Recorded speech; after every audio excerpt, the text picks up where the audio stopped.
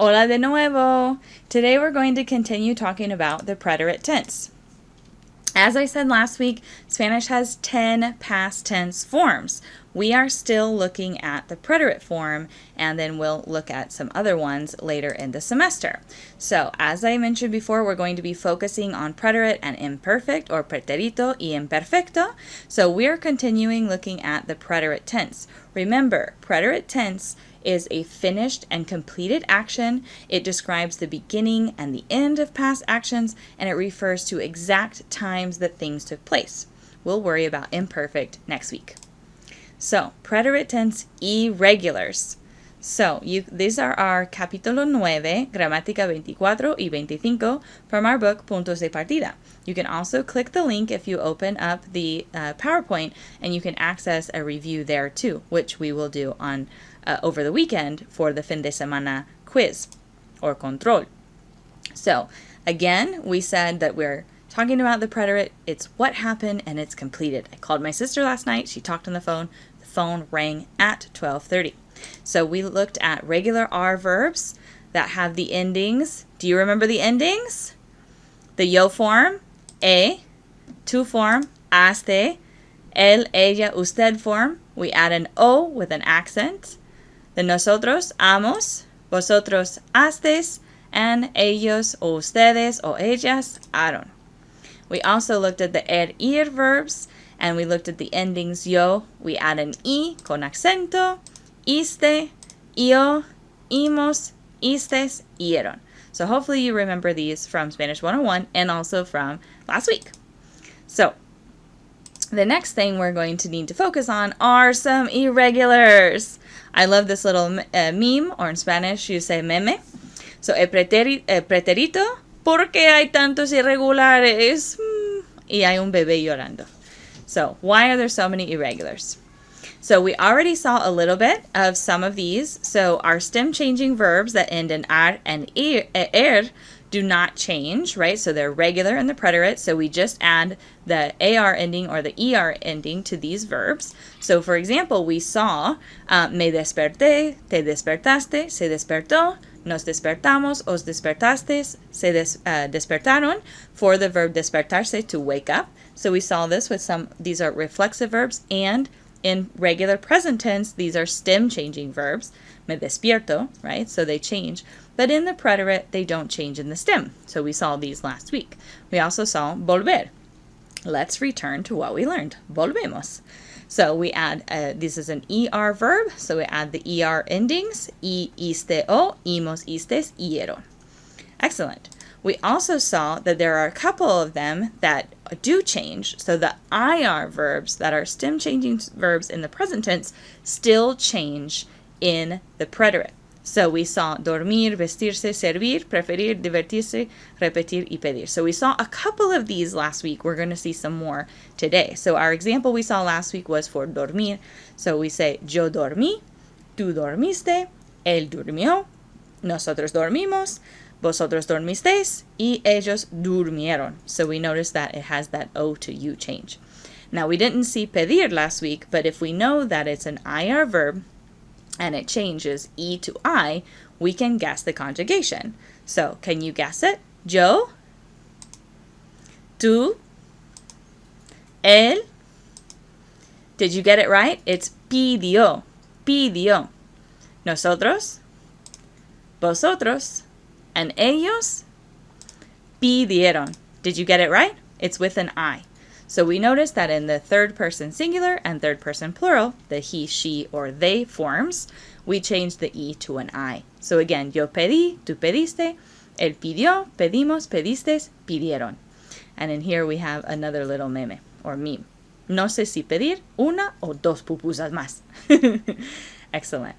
Another new verb we're going to see is divertirse.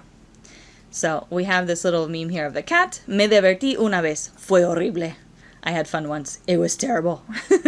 So we know that we need to change this an E to an I in the third person singular and plural. So can you guess how to conjugate it?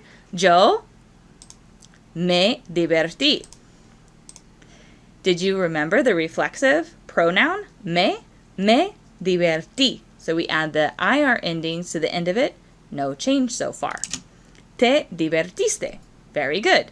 Te is the reflexive pronoun, and divertiste, we see, is still no change. And then with the next one, what about the ella form? Se divirtió. Did you guess it right?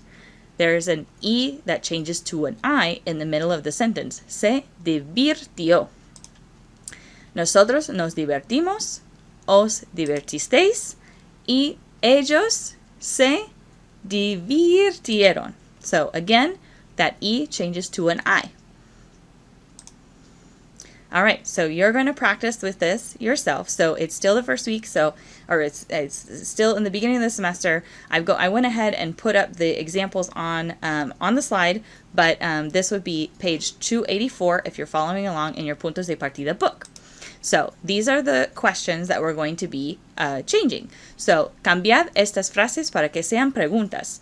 Cambiad is the vosotros command form. You'll hear me use this a lot.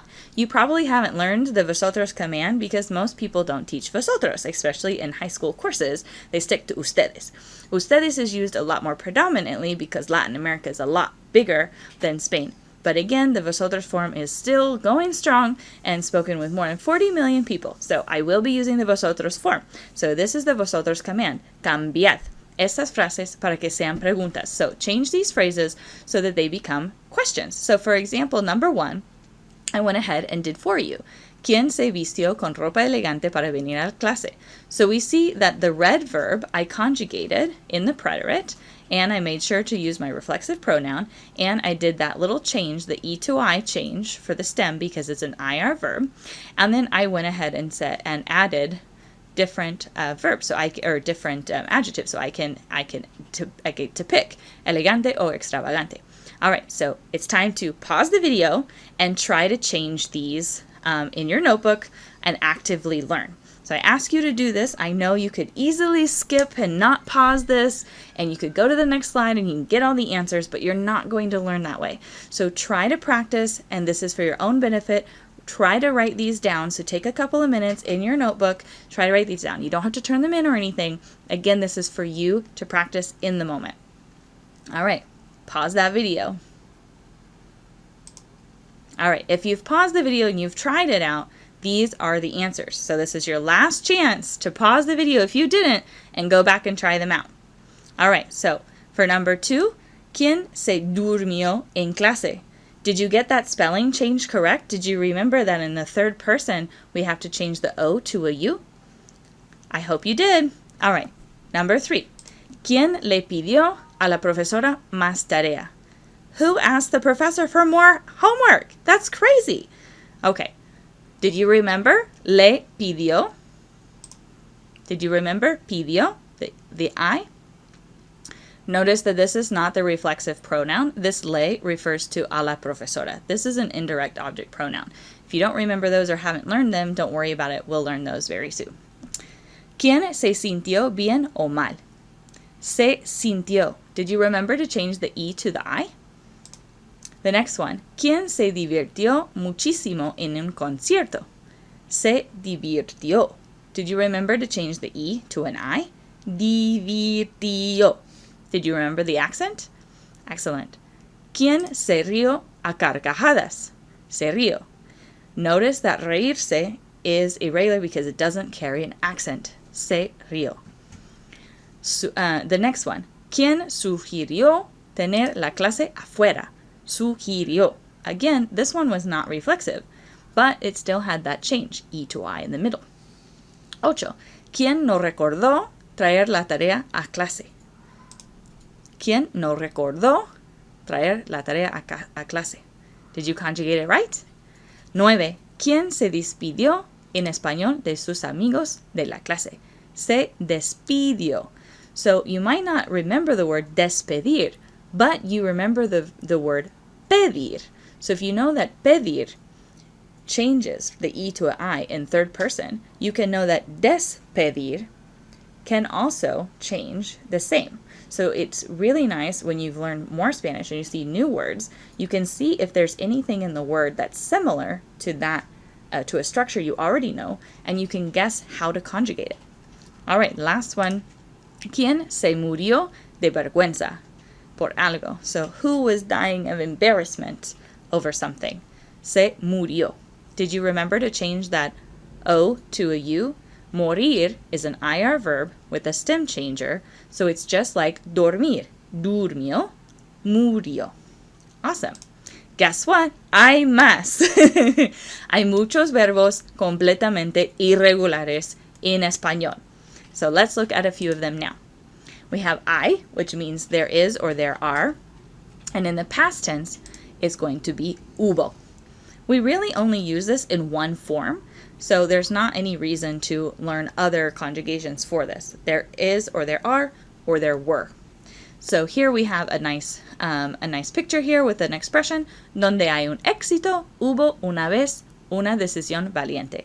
So where there is success, there was once a great decision. All right, let's look at a few others that are completely irregular. Estar, you might start to think, oh, I think I can do this one. It's an AR verb. Nope, it's completely different. So, yo estuve. Repeat after me. Repite. Estuve. Estuviste. Estuvo.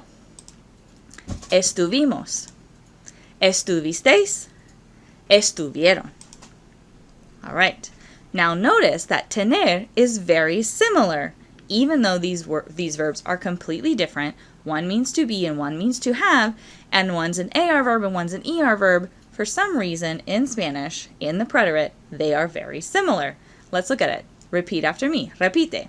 Tuve, tuviste, tuvo, tuvimos, tuvistes, tuvieron. Do you notice something similar here? You'll notice that estuve has the same ending as tener, tuve. So this might be a good way to remember how to conjugate these in the present tense. I was, you were, he was, we were, y'all were, they were, right? Tener, tuve, I had, you had, he had, we had, y'all had, and they had. Excelente. We have some other ones that are completely different as well. Poder kind of follows the rules, but not quite. Watch this one. Repeat after me. Repite. Yo pude. Tú pudiste. Él pudo. Nosotros pudimos. Vosotros pudisteis. Ellos pudieron. Do you notice something weird here? This is a stem changing verb where the O goes to a U, but instead of it just being in the singular, the third person singular and third person plural, it changes the O to U in all of them. What else do we notice? There's not an accent on the yo or the el, ella, usted form. Also, it's an ER verb, but it's pude, not pudi. So there's a few changes. Basically, poder took all the rules, picked the ones it wanted, and mixed them together.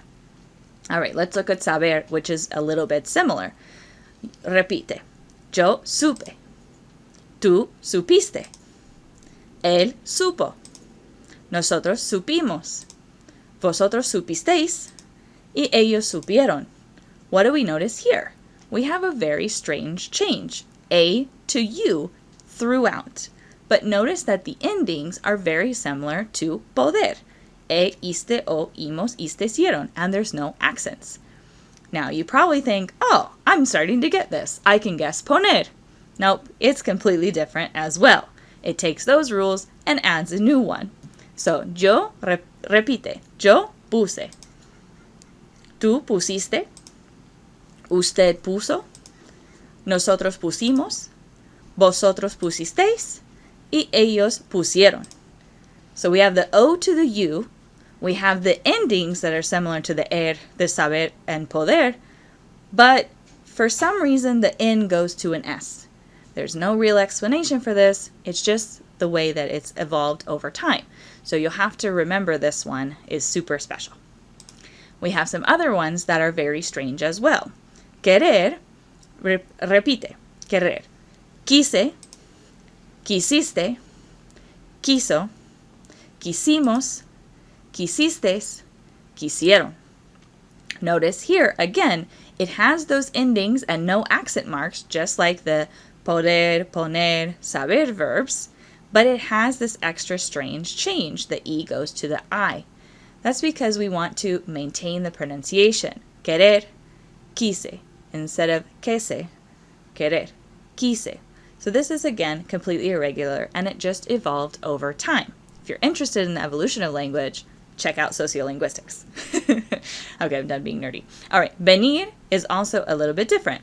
Vine, repite, vine, viniste, vino. Vinimos, vinistes, vinieron. What do we notice here? The E changed to an I. But again, it takes those strange endings with no accent marks. Also, you might notice that vino, he came, is also another word which means wine. So again, you'll have to infer from context what these verbs mean. We've got some more irregulars.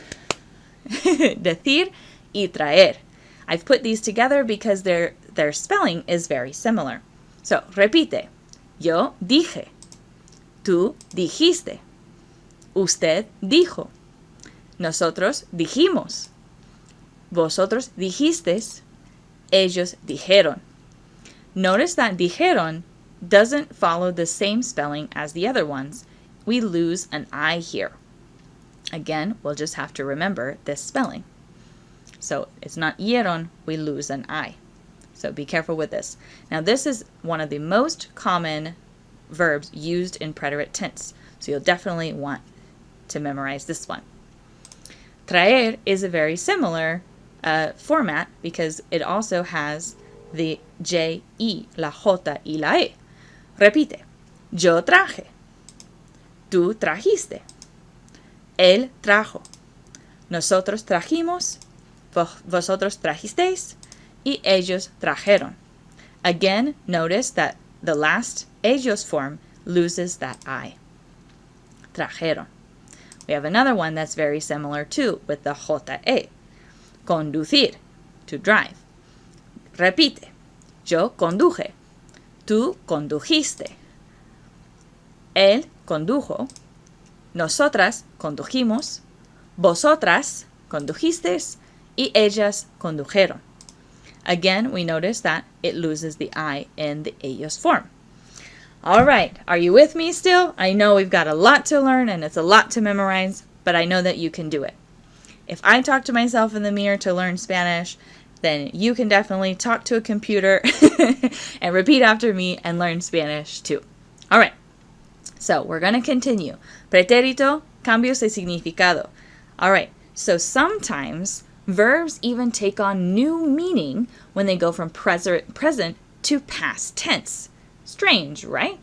Well, these are really subtle differences that'll really make you sound a little bit more fluent and a little bit more efficient in Spanish as well, or effective. That's the word I wanted. So, presente.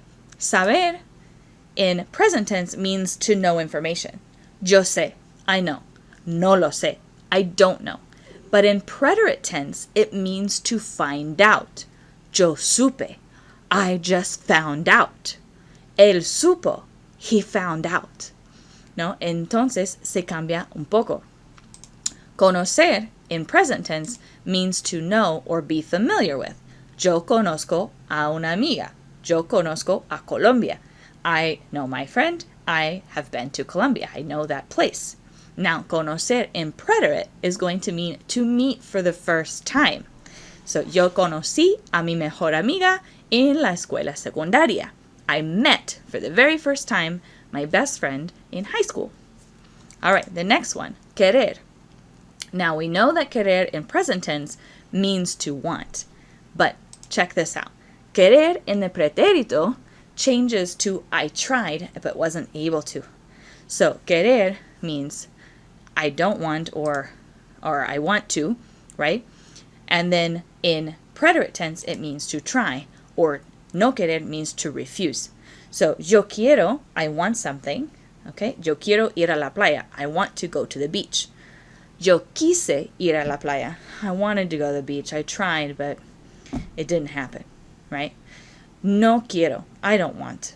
No quise, I refused. I didn't want and I refused. I put my foot down. So you notice that the tone and the intonation, that little subtle difference, really makes a difference when you're using these verbs. All right, we've got a couple more. We've got these examples here. So I already said these, but you can look at them here again. Ya lo sé, I know it already. Lo supe ayer, I found out yesterday. Ya la conoce, la conoció ayer. He already knows her, he met her yesterday. Queremos hacerlo, quisimos ir a la fiesta. We want to do it, we tried to go to the party, but we were unable to. And the last one, no quiere hacer nada. He doesn't want to do anything. No quiso hacerlo. He refused to do it.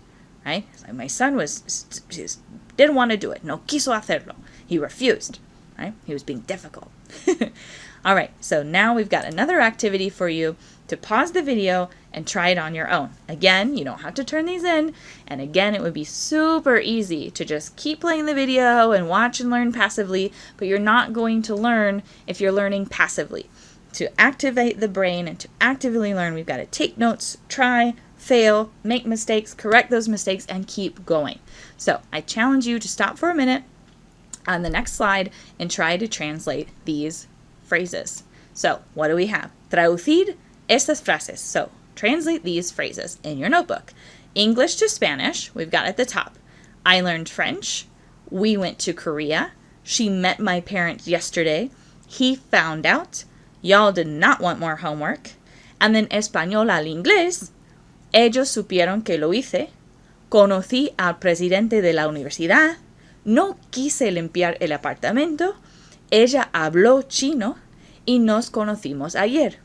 So pause the video, take a few moments to try and translate these sentences. English to Spanish and Spanish to English.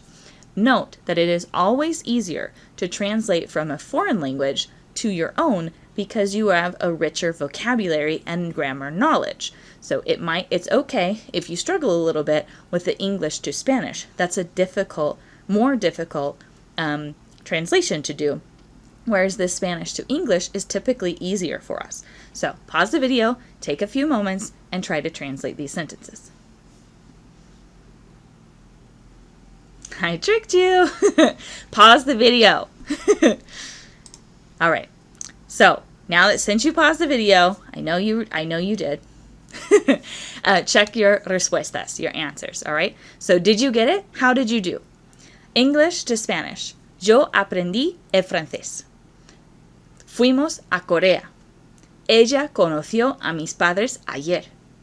Él descubrió. Or él supo. 5. Vosotros no quisisteis más tarea. Note for number 5, you could also say ellos no quisieron más tarea as well. You can use ustedes for you all as well as you all formal in Latin America. So if you use ustedes, that's totally fine. Español al inglés. They found out that I did it. I met the president of the university. I did not want to clean the apartment. She spoke Chinese, and we met yesterday. So how did you do? How were your translations? Pay attention to the details and keep on working. So now it's time for you to go on to Connect, try your homework, play around and practice with these forms. The more you practice them, the more you do boring grammar drills, the easier it becomes and the deeper it ingrains in your brain. Think about your brain as a nice jungle or garden or forest. In the beginning, there's a bunch of stuff in it and information. Slowly, you might take one walk, one pathway in your brain, and you'll clear it a little bit. But the next time you take the same path, the path will be deeper and clearer and easier to walk down. The third time, fourth time, fifth time you go down the path is very easy to find and follow. This is how learning a language is in your brain. You can think of it as this analogy, as a nice forest, or I like to call it your Spanish brain garden.